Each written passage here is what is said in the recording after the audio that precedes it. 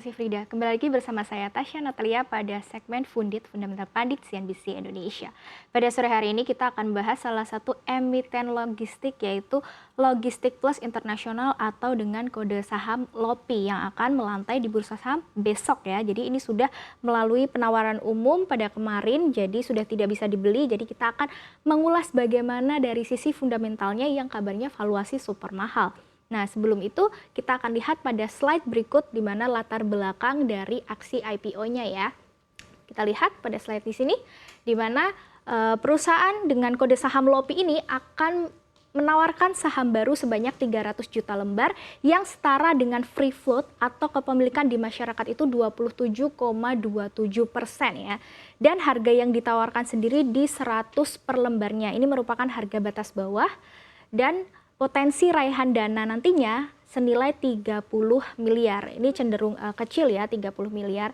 Nah, perusahaan ini juga akan memberikan bonus waran secara cuma-cuma dengan rasio 2:1. Jadi ibaratnya kita memegang 2 lembar saham LOPI, maka kita akan mendapatkan gratis 1 waran. Nah, ini akan dihargai di harga exercise atau pelaksanaan sekitar 200 per lembarnya, kemudian berlakunya dari 9 Oktober 2023 sampai 8 Oktober 2024. Nah, berikutnya kita akan melihat juga bagaimana porsi pembagian dana dari IPO ya, karena ini akan meraih 30 miliar. Nah, 30 miliar ini akan digunakan untuk apa saja? Kita lihat pada slide selanjutnya.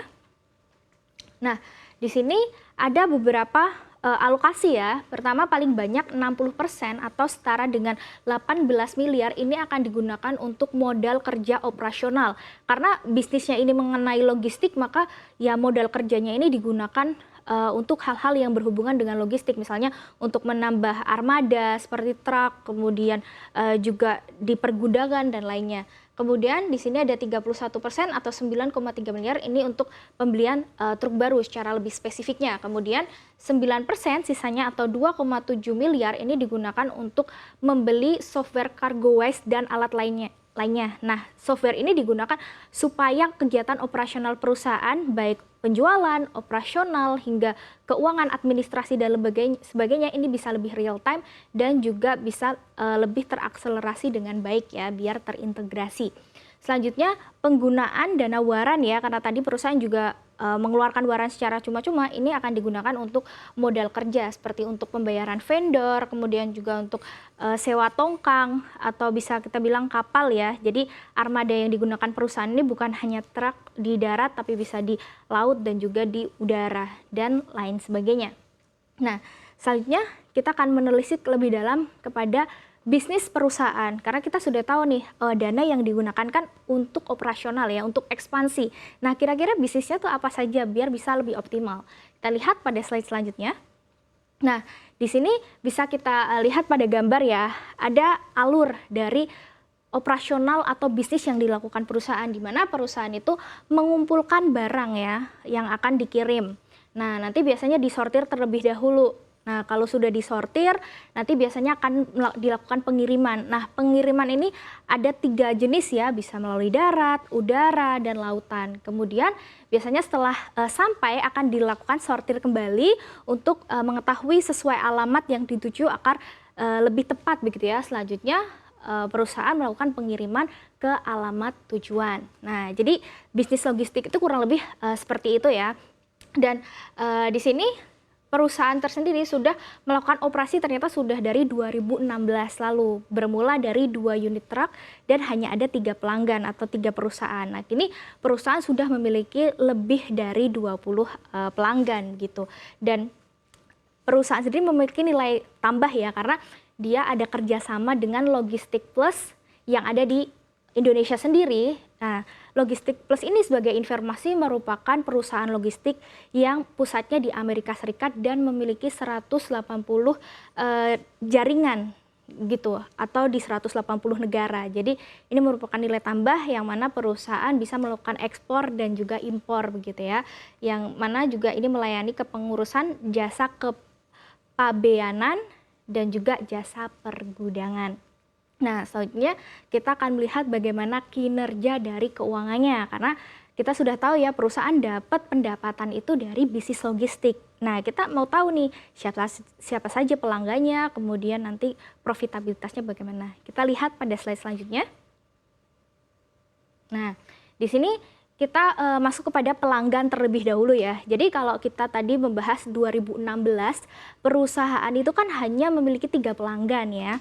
Nah, sekarang sudah lebih dari 20 pelanggan. Tapi kita akan melihat pada proporsi yang besar itu siapa saja. Di sini ada PT GE Operation Indonesia yang ternyata menyumbang 50% dari pendapatan. Sisanya berurutan dari yang besar itu ada PT Inti Sarana Teknik Indo Utama, kemudian PT Abi Mandiri Perkasa dan lainnya.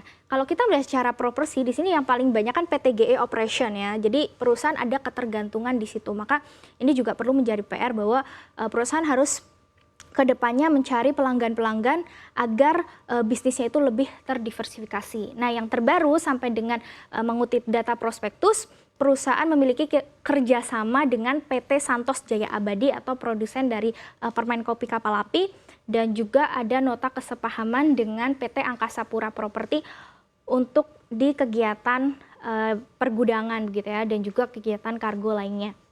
Nah, kemudian kalau kita menilai dari segi barangnya ya, biasanya perusahaan ini melakukan pengiriman apa saja. Di sini kita ada mengutip dari data prospektus hingga Januari sampai dengan Maret 2023, di mana untuk barang-barang yang dikirim sendiri, ini paling banyak sampai dengan 50% itu dari alat-alat kesehatan.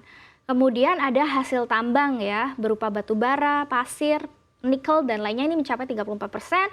Kemudian yang lainnya ada barang tujuan ekspor impor 15% dan sisanya 1% saja untuk barang lain-lain. Jadi bisa kita bilang bahwa perusahaan ini cukup bergantung ya dengan pengiriman dari alat kesehatan. Kemudian bagaimana dengan profitabilitasnya? Jadi di sini kita mengutip juga berdasarkan data prospektus ya.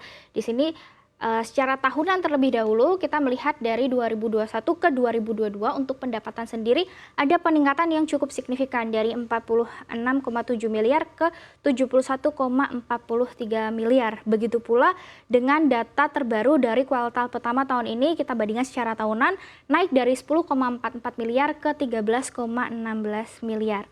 Nah, tapi sayangnya kalau kita melihat dari laba bersih, ternyata kenaikan pendapatan ini di periode yang terbaru tidak inline ya, atau malah menurun, di mana di sini ada penurunan dari 669,59 juta ke 490 jutaan. Jadi bisa kita nilai bahwa kemungkinan besar perusahaan ini mengalami kenaikan dari beban sehingga tidak mampu mengompensasi dari laba bersihnya ini, sehingga laba bersihnya susut begitu ya. Nah, selanjutnya kita melihat bagaimana prospek bisnis ya, dan juga tantangan yang akan dihadapi perusahaan. Karena kalau kita sudah melihat kinerjanya, ini kan yang sudah terjadi. Nah, kira-kira ke depan bagaimana? Kita lihat pada slide selanjutnya. Nah, di sini ada beberapa prospek bisnis dan juga tantangan. Pertama, prospeknya sendiri dari bisnis logistik ini tak lepas dari prospek e-commerce yang berkembang pesat akhir-akhir ini ya, di mana masyarakat kita juga sudah tidak bisa terlepas dari kebiasaan belanja online begitu. Jadi kebutuhan akan logistik ini diharapkan akan semakin meningkat, sehingga ini menguntungkan perusahaan ya, yang mana memang bisnisnya sendiri utamanya di logistik. Kemudian juga di alat kesehatan. Nah, seperti kita tahu, healthcare di Indonesia ini bahan bakunya 95% itu impor, dan PT Logistik Plus ini menyediakan jasa kepabeanan dan juga telah terintegrasi ya di 180 negara. Ini menjadi salah satu nilai unggul bahwa mereka bisa mengimpor atau membantu pengiriman dari bahan baku alat kesehatan, yang mana memang secara proporsional itu berkontribusi utama ya, mencapai 50%. Kemudian ini ada beberapa strategi perusahaan yang akan diterapkan selama kurang lebih 3 tahun datang untuk meningkatkan pangsa pasar dan juga penjualan, di mana perusahaan akan menambah jumlah cabang di sekitar 15-20 lokasi di Indonesia dalam 3 tahun mendatang. Kemudian juga akan menambah aset khusus yang berhubungan dengan operasional ya, seperti truk air, kemudian truk multi axle dan lainnya. Kemudian juga ada rencana membangun logistik center. Logistik center ini juga besar begitu ya, ada pergudangan di situ yang mana bisa menampung barang-barang lebih banyak. Kemudian juga sedang mengusahakan untuk melengkapi sertifikasi halal B3 dan juga penerapan IoT atau Internet of Things supaya integrasi dari bisnis operasionalnya itu bisa lebih real time dan juga lebih cepat begitu. Nah, tetapi ada juga tantangan atau resiko yang perlu kita pahami bahwa perusahaan logistik ini memiliki persaingan yang cukup tinggi ya. Jadi perusahaan harus pintar nanti dalam mengelola dari pangsa pasarnya sendiri ya, agar bisa tetap bersaing dengan kompetitif di industri. Kemudian juga ada risiko dari geografis dan juga cuaca, karena memang pengiriman ini melibatkan dari geografis yang sangat berpengaruh ya, misalnya kondisi jalannya kurang baik atau misalnya ditambah dengan cuaca ya, sekarang ini cuaca juga cenderung tidak menentu, jadi ada potensi pengiriman bisa delay atau lain sebagainya, sehingga perusahaan perlu mengatur supaya bebannya tidak meningkat. Nah, berhubungan dengan biaya karena logistik ini melibatkan transportasi, maka resiko dari pasokan dan juga kenaikan harga bahan bakar ini perlu diantisipasi, apalagi bulan ini BBM juga meningkat. Ini tentu akan menjadi resiko dari beban perusahaan yang meningkat. Jadi PR-nya perusahaan harus bisa mengoptimalkan pendapatan atau mengefisiensikan beban agar laba bersih tetap bertumbuh positif. Begitu. Nah, selanjutnya kita akan menilai dari sisi valuasi ya. Kabarnya valuasinya masih super mahal. Bagaimana dengan perhitungannya? Jadi kita menggunakan perhitungan berdasarkan price earning ratio dan juga price to book value dengan skema harga di Rp100 per lembar saham, kemudian saham yang ditawarkan 300 juta lembar dan nilai IPO 30 miliar, sehingga potensi kapitalisasi pasarnya mencapai 110 miliar. Nah, dari sini kita perhitungkan menggunakan dimasukkan data dari dana hasil IPO ya, akan menghasilkan per senilai 57,1 kali dan PBV senilai 2,18 kali. Jadi kalau kita menggunakan price of time di mana PBV itu lebih dari 1, maka ini sudah 2 kali lipatnya lebih, atau bisa dibilang valuasinya sudah mahal ya. Jadi ini bisa menjadi satu tantangan bagi harga saham LOPI ya, jika nanti melantai di bursa saham dengan valuasi yang mahal, ketika ada kenaikan nanti bisa terjadi resiko penurunan harga atau sudah rawan profit taking. Terlepas dari itu, saham LOPI ini baru akan melantai besok, jadi kita perlu monitor lagi bagaimana pergerakannya, dan perlu dipahami bahwa pergerakan harga IPO biasanya cenderung akan lebih volatile dan juga likuiditasnya belum terlalu banyak. Disclaimer on, ini bukan merupakan ajakan untuk jual dan beli secara langsung. Kurang lebih dari saya, Tasya Natalia, saya kembalikan lagi ke Frida.